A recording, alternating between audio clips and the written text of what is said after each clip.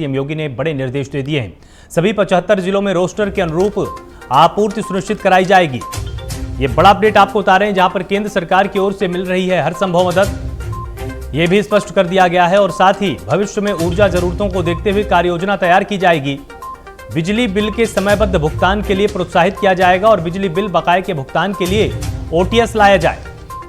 यह स्पष्ट कर दिया है योगी सरकार ने कि बिजली बिल जो बकाया है उसमें ब्याज में छूट दी जाए और इसके साथ ही किश्तों में भी बिजली बिल को लिया जाए, ताकि एक ही बार में अधिक भार किसी भी उपभोक्ता के ऊपर ना पड़े और वो ईमानदारी के साथ बिल का भुगतान कर पाए। बिल के भुगतान से लोग इसलिए भागते हैं क्योंकि कई बार फॉल्स बिलिंग हो जाती है, जिसके चलते लोगों पर अतिरिक्त भार पड़ता है और फिर वो बिल को जमा नहीं करते। इसलिए फॉल्स बिलिंग से बचा जाए, इसके संबंध में भी निर्देश यहां पर जारी कर दिए गए हैं। और जो बिल बकाया है उस पर ब्याज ना लिया जाए, इससे उनको छूट दी जाए, उनको मुक्त किया जाए। तो ब्याज मुक्त बिल हो, इस तरफ फोकस किया जाए और 75 जिलों में रोस्टर बनाया जाए, ताकि रोस्टर के हिसाब से ही बिजली की आपूर्ति को सुनिश्चित किया जाए।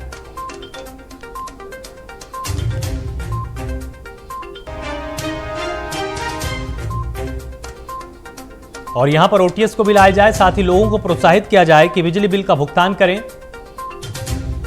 और बिजली बिल के भुगतान में किसी भी तरह की अगर देरी होती भी है तो भी लोगों को जल्द से जल्द भुगतान के लिए प्रोत्साहित किया जाए, ना कि उन पर कोई आर्थिक दंड लगाया जाए जिससे कि हतोत्साहित होकर वो फिर बिजली बिल का भुगतान नहीं करते हैं। इन तमाम चीजों पर ध्यान दिया जाए, सकारात्मक परिवेश बनाया जाए। इस तरफ संदेश दिया है योगी आदित्यनाथ ने कि बिजली बिल को सकारात्मक स्टेज पर लाया जाए, इसको इतना निगेटिव ना बनाया जाए जिसके चलते लोग बिल भरने से ही बचने लगे। जो संभव मदद हो प्रशासन उसमें करे, फॉल्स बिलिंग ना हो, देरी से बिल ना पहुंचाया जाए। कई महीने बीतने के बाद भी बिल लोगों को दिया जाता है, जिससे कि उनको एक ही महीने में अतिरिक्त भार पड़ जाता है। इस पर भी ध्यान दिया जाए कि 2 या 3 महीने का बिल एक साथ किसी भी उपभोक्ता को ना दिया जाए। बहुत ही शुद्ध रूप से नापा हुआ बिल हो, उसमें गलत रीडिंग ना हो और बहुत ही शुद्धता के साथ बिल का परिमाण निश्चित किया जाए, तभी उपभोक्ता बिल को भरने के लिए प्रोत्साहित होगा। और इस संदर्भ में पर्याप्त ध्यान दिया जाए और भविष्य में ऊर्जा की जरूरतों को देखते हुए रोडमैप बनाया जाए। कोयले के संबंध में भी निर्देश योगी आदित्यनाथ ने दिए हैं कि सिर्फ रेलवे पर निर्भर ना रह के सड़क मार्ग से भी जहां तक संभव हो कोयले की ढुलाई शुरू की जाए। इस संबंध में भी तुरंत रोडमैप बनाया जाए और सिर्फ रेलवे पर निर्भर ना हो, जहां पर बड़े केंद्र हो कोयले को इकट्ठा करने के, वहां से सड़क मार्ग से भी आसपास के तापीय नियंत्रणों में जो तापीय संयंत्र हैं उनमें कोयला पहुंचाया जाए, ताकि सुचारू रूप से विद्युत का उत्पादन होता रहे।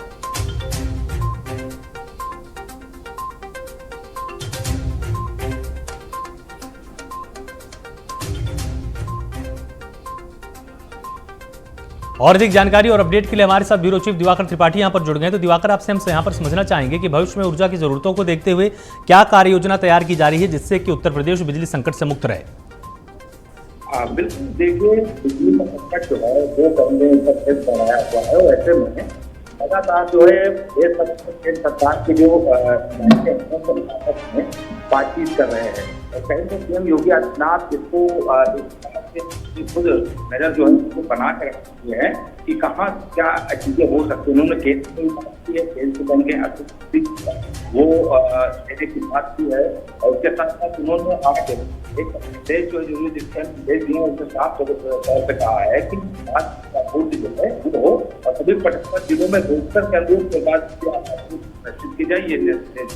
साथ में उन्होंने कहा कि केंद्र सरकार की ओर से हर संभव मदद है और भविष्य में ऊर्जा जरूरतों को देखते हुए कार्य योजना अभी से तैयार जो है वो अधिकारी करते हैं। इतना नहीं, इसके समय पर भुगतान के लिए उपभोक्ताओं को प्रोत्साहित करें, बिजली बिल बकाये के लिए ओटीएस यानी कि वन टाइम सेटलमेंट जो होता है वो क्या है, लोगों को बकाये पर ध्यान से दिया जाए और किसमें भुगतान सुविधाओं इससे जो बकाया है वो भी कैसे जमा होंगे। ये दिशा निर्देश बिल्कुल। तो यहाँ पर निर्देश जिस तरह से कोयला ढुलाई को लेकर भी दिए गए दिवाकर जी, क्योंकि जो कोयले का संवहन होता है या जो उसकी माल ढुलाई होती है वो सिर्फ अभी रेलवे पर ज्यादातर निर्भर है। अगर सड़क मार्ग का उपयोग प्रारंभ हो जाएगा तो इससे कितना बड़ा परिवर्तन आएगा? बिल्कुल देखिए, परिवर्तन तो आएगा ही, लेकिन कहीं न कहीं सड़क मार्ग से अगर लाया जाएगा तो जाहिर बात है, एक तो समय लगेगा और दूसरा जो महंगा है वो भी होगा, क्योंकि डीजल पेट्रोल आपने देखा होगा तो सबसे बड़ी चीज ये होती है कि आप कोयला जो है वो भारी होता है, और ऐसे में अगर आप किसी ट्रक से या किसी अन्य सड़क से जो वाहन है उससे कोयला लाते हैं तो जाहिर बात है कि खर्चा जो है वो कहीं ज्यादा आएगा, समय भी ज्यादा लगेगा।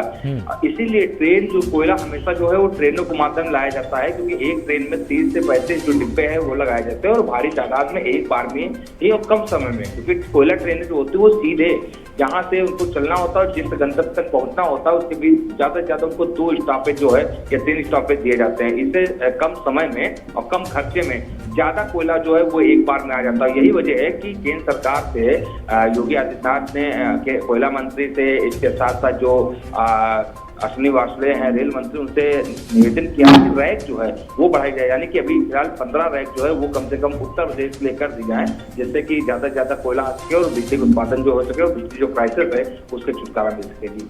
ठीक है, लगातार आप हमारे साथ यहाँ पर जुड़े रहिए। एक और बड़ी खबर है जो अपने दर्शकों को हम यहाँ पर बता देते हैं, जहाँ पर टीम 9 की बैठक में सीएम योगी आदित्यनाथ ने एक बड़ा फैसला लिया। उसके संदर्भ में एक बड़ी खबर हम आपको यहाँ पर बता रहे हैं। टीम 9 की बैठक में सीएम योगी आदित्यनाथ का बड़ा बयान